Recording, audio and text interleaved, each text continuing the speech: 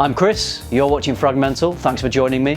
It's winter, time to chill. And one of the best ways to warm things up is with some amazing winter fragrances. So if you want to smell amazing, tune in. If you don't want to smell amazing, go and watch Mr. Beast. I don't care.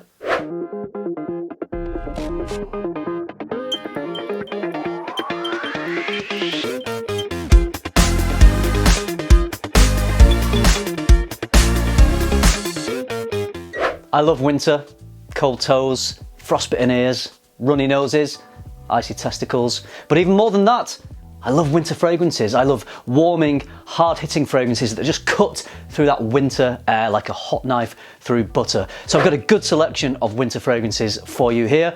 Yes, some are going to be predictable. You'll have seen these on other people's winter lists, especially with designer lists. The good ones just keep coming round. They remain popular. So if you are looking for something that is a little less predictable, then do check out my niche winter fragrance video, which will drop a week or two after this one. Having said that, a lot of the fragrances in this video today are new to my winter list because I've purchased them since last winter. All right, so enough of the jibber jabber, let's get into it. The first one I'm going to talk about is a brand I've never spoken about in any of my list videos before. I did do a review on 2 of their fragrances a couple of years ago, but it's a brand that I've not really explored. But this has been crying out to be purchased for the last couple of years. From Boss, it's the scent Private Accord.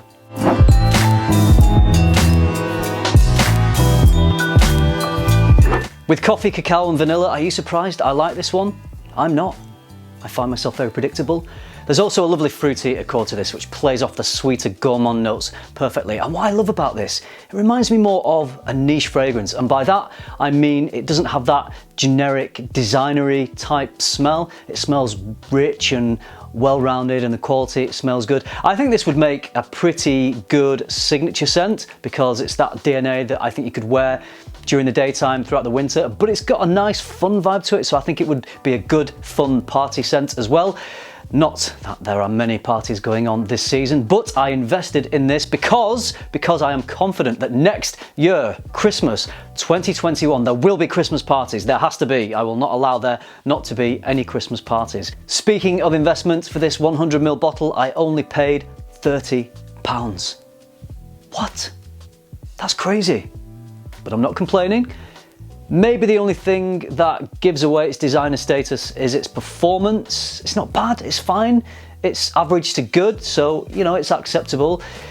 But with the notes in this fragrance, I just wanted it to be richer and longer lasting and with more projection. But I can't complain for the price. I just know that somewhere out there, there is a beast mode version of this DNA just waiting to be made. So Boss, when you get around to it, Boss, the scent, Private Accord, Extreme, the Beast Master. Don't worry about the ridiculous name, I'm here for it. And if you want to give me a bit of a kickback for coming up with a catchy name, that's fine. I should be in marketing. Newly acquired this year is a fragrance that around this season always gets a lot of hype. I've heard this described as the quintessential designer Christmas fragrance, so I just had to try it and I kind of agree. It's my first foray into the house of Burberry. It's Burberry London.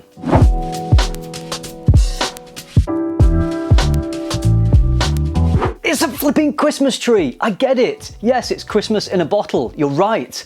You were all right. And I love it.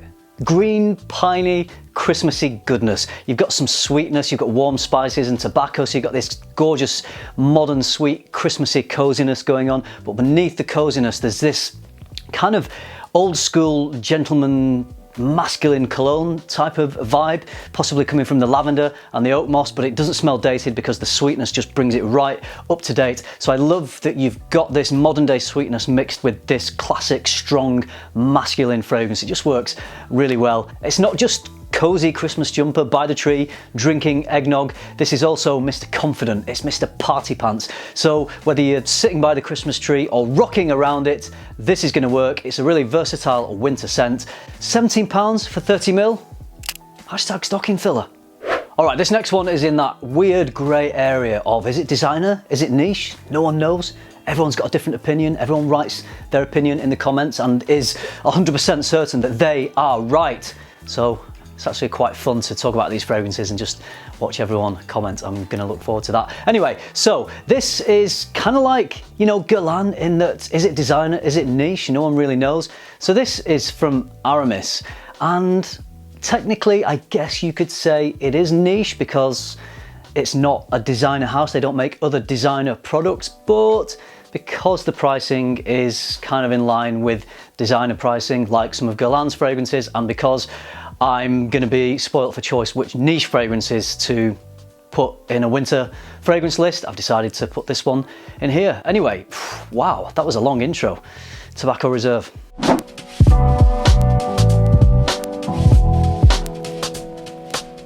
Sadly, this one's discontinued, but I've decided to include it in this list because I think it's worth talking about, and it will still be available at discounters or eBay or Facebook groups in years to come.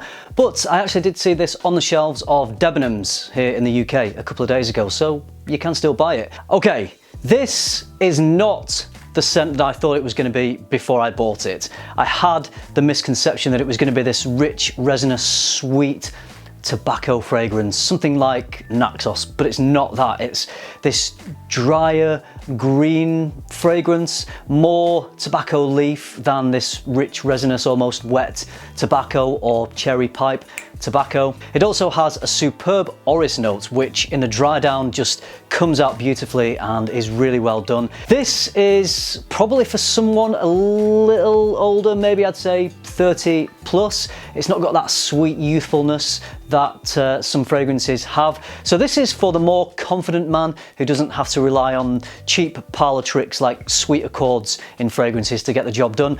Don't get me wrong, I love those. They work a treat, but this is for someone who's perhaps looking for something a little more sophisticated. Next up is a cozy winter warmer, but it's got a bright, fun side to it as well. From Emporio Armani, it's Stronger With You Intensely.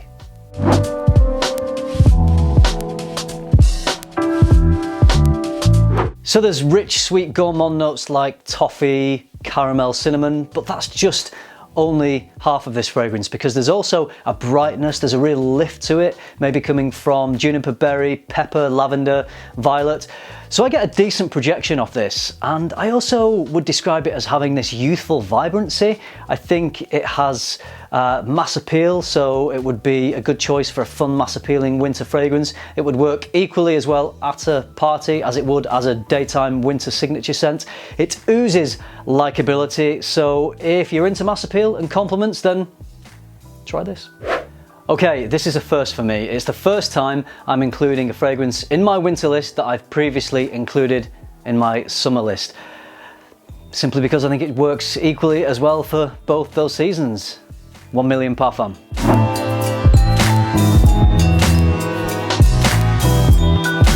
I love this one for summer because it has the salty solar accords and some coconut, so it gives me the association of rubbing sun cream into skin somewhere hot and in the sun.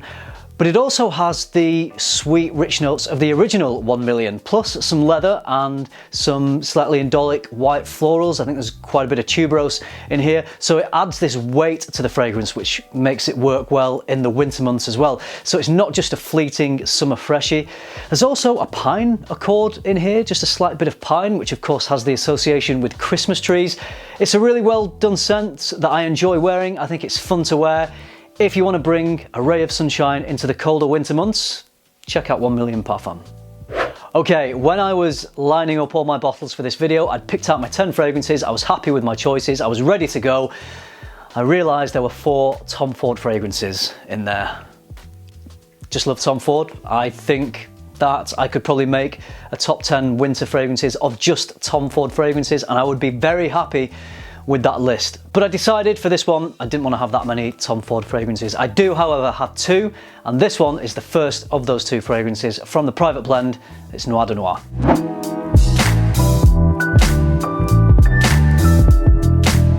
So this is beautiful chocolate and rose, and it reminds me of Fry's Turkish Delight, which is the chocolate covered Turkish Delight. Love that stuff. It's sweet, it's sensual, superb quality. I think the chocolate smell might be coming from a combination of patchouli and vanilla. I'm not sure, either way, it's delicious. There's an unreal oud note in here, and by that I mean it's not real, but it is adding some good depth and punch to the fragrance. Noir de Noir is one of my favourites from the private blend. I've recently added it to my collection. I got a great price on this from a Facebook group. Very happy to add it to my ever increasing private blend collection. Okay, this next one has to be the quintessential cozy winter fragrance. It transports me all the way to a cozy log cabin somewhere in the snowy mountains. I'm sitting by a roaring fire from Maison Margiela by the Fireplace.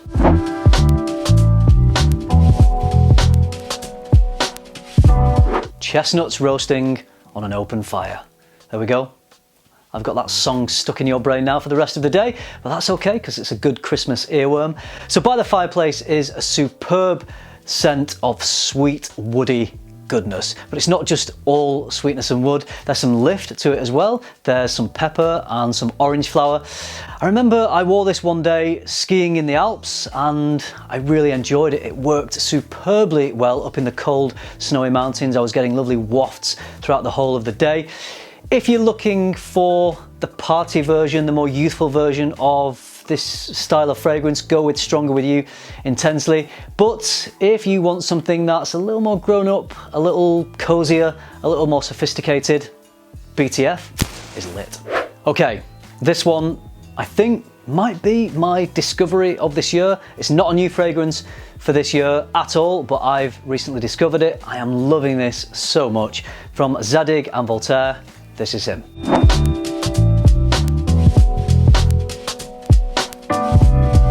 This is basically just vanilla, incense and sandalwood, so not a busy fragrance at all, but damn does it execute those notes well. It's sweet, it's creamy, it's woody, it's extremely mass appealing, but it definitely doesn't smell cheap. In fact, it smells way more expensive than it is. I picked up this 50ml bottle for just £32. The 100ml was £46, that's at All Beauty, but Notino also have some good prices on this. Absolutely incredible fragrance, fantastic performance to match, right up my street. This is Chris. By the way, there's not really anything to separate these final 3 fragrances. They are all bangers. There's not really much to separate all 10 of these fragrances. I really adore all of them, but especially these top 3, just tight. Anyway, this is a winter staple of mine. Had to be here, Spicebomb Extreme.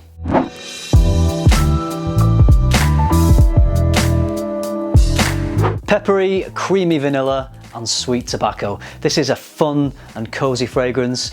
Again, for me, this would be another good winter signature fragrance because I could just wear it all day, every day, and I'd never get tired of it. I remember this is one of the first designer fragrances that I went out and bought when I started collecting fragrances. Jeremy made me buy it, but I did go and test it out in store first. I didn't just rush out and blind buy it and then blame the YouTuber. I actually used my own brain. Anyway, this smells like a chai latte, but sexier.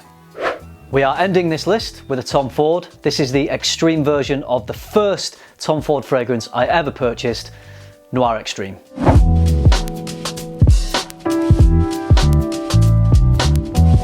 Okay, let's get the kulfi out the way. Everyone always talks about the kulfi in this fragrance, probably because there's not many fragrances, if any, that have the note of kulfi in them apart from this. So it's a sweet, creamy Indian dessert, very delicious actually.